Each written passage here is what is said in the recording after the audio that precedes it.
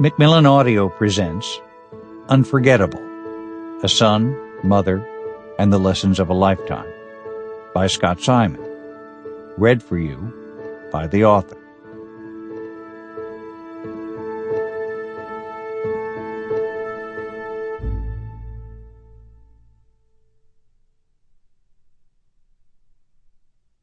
Author's note. Mother called. I can't talk. I'm surrounded by handsome men.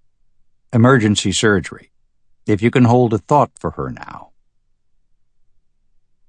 I have covered a lot of wars and try to be careful about comparing combat to anything else. But wars and final illnesses both have moments of panic spaced between hours of tedium. There can be a lot of waiting and staring off into space. It was in these times, during what turned out to be the last days of my mother's life, that I began to post messages on Twitter. I think I wrote these 140-character lines for distraction, for companionship, and because although my world had pretty much shrunk to the confines of a single room in an intensive care unit, what I heard, saw, and felt there touched on the universal experience of life and death, an overworked phrase that's apt for once. My mother was also just so funny and interesting. I wanted to share what she said to make people laugh and think, especially as I began to feel that my mother was giving a last great performance. It was certainly a last great show for our small family. She was also an old showgirl who had been married to a comedian and had a son who was a broadcaster. My mother was not a shrinking violet. She knew she was giving us great material. I don't believe anything I wrote then or now violates her privacy. I hope it reveals for others to enjoy my mother's humor, spirit, wisdom, and the pleasure of her company. I have left the tweets unchanged, including whatever typos I thumbed at the time. I have sometimes rearranged where they appear in the timeline of events, as I often did not post a tweet for hours after whatever prompted it. I am one of those people who, in fact, walk around with a notebook. But when I flew to join her in the hospital, I did not know my mother would die there. In fact, I hoped my arrival might help spring her from the ICU. I did not know I would write this book. I did not take repertorial notes, and often a few scrawled words would represent a conversation of many minutes. I rely on the intensity of those days, practiced memory, and a son's love to reconstruct here what my mother said with accuracy and clarity. I have kept a lot of names, but resorted to just first names in many cases, and changed a few where it seemed wise or kind.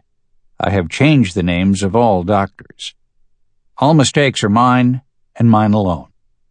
My mother worked hard to rear a son who can say that.